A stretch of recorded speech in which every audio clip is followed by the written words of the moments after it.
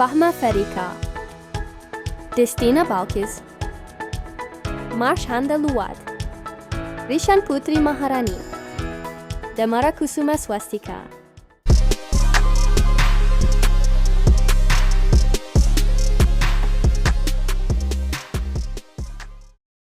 Identitas perkara gugatan dengan nomor 68-G-2024-Petun Semarang dengan penggugat yaitu 1. Andriani LWD, 2. Dian Ratu Ayu Uswatun Hasanah SMH, dan 3. Ria Nur Halimah. Kemudian para penggugat ini diwakili oleh kuasa hukumnya yaitu Nurjana SHMH. Tergugat yaitu Kepala Dinas Kependudukan dan Pencatatan Sipil Kabupaten Pekalongan. Kemudian tergugat diwakili oleh Sugeng Pranoto SIP. Perkara ini bermula dari penerbitan Akta Kelahiran nomor 3326-LT-2204-2016-0014 atas nama Lutfil Hakim Ali yang diterbitkan oleh Dinas Kependudukan dan Pencatatan Sipil Kabupaten Pekalongan. Akta kelahiran tersebut didasarkan pada kutipan Akta Nikah nomor 371-2611-2006 atas nama Ali Budi Sulistyo dan Siti Aisyah. Namun, para penggugat mendalilkan bahwa akta nikah tersebut tidak tercatat di Kantor Urusan Agama Kecamatan Kroya, Kabupaten Indramayu, Jawa Barat, sehingga dianggap sebagai cacat yuridis. Akibatnya, penerbitan akta kelahiran tersebut dinilai tidak sah dan melanggar ketentuan hukum yang berlaku. Para penggugat mengajukan gugatan ke Petun Semarang setelah tidak tercapainya penyelesaian terhadap permasalahan hukum terkait keabsahan akta tersebut. Para penggugat meminta agar akta kelahiran dinyatakan batal demi hukum dan diperintahkan untuk dibatalkan penerbitannya.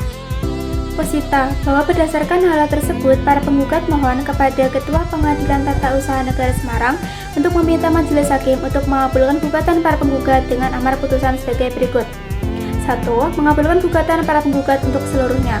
2. Menyatakan akta kelahiran nomor 3326-LT- 2204-2016-0014 atas nama Lutfil Hakim Ali yang diterbitkan oleh Kepala Dinas Kependudukan dan Pencatatan Sipil Kabupaten Pekalongan berdasarkan kutipan Akta Nikah nomor 371-2611-2006 tanggal 2 Februari 2006 atas nama Ali Budi Sulistyo dan Siti Aisyah yang tidak tercatat di KUA Kecamatan Kroya, Kabupaten Indramayu, Jawa Barat adalah cacat yuridis. 3. Menyatakan batal demi hukum penerbitan Akta Kelahiran nomor 3326-LT-2204-2016-0014 atas nama Lutfil Hakim Ali yang diterbitkan oleh Kepala Dinas Kependudukan dan Pencatatan Sipil Kabupaten Pekalongan. 4. Menghukum tergugat untuk mencoret pencatatan akta kelahiran nomor 3326 LT-2204-2016-0014 atas nama Lutfil Hakim Ali dalam buku register akta kelahiran pada Dinas Pendudukan dan Pencatatan Sipil Kabupaten Pekalongan. 5. Menghukum tergugat untuk membatalkan dan menarik kutipan akta kelahiran 3326-LT-2204-2016-0014 atas nama Lutfil Hakim Ali. 6. Menghukum tergugat untuk membayar seluruh biaya perkara yang timbul dalam perkara ini. Berikut adalah agenda sidang yang sudah berjalan. Persidangan pertama dimulai pada tanggal 17 September 2024 dengan agenda sidang pembacaan gugatan secara elektronik.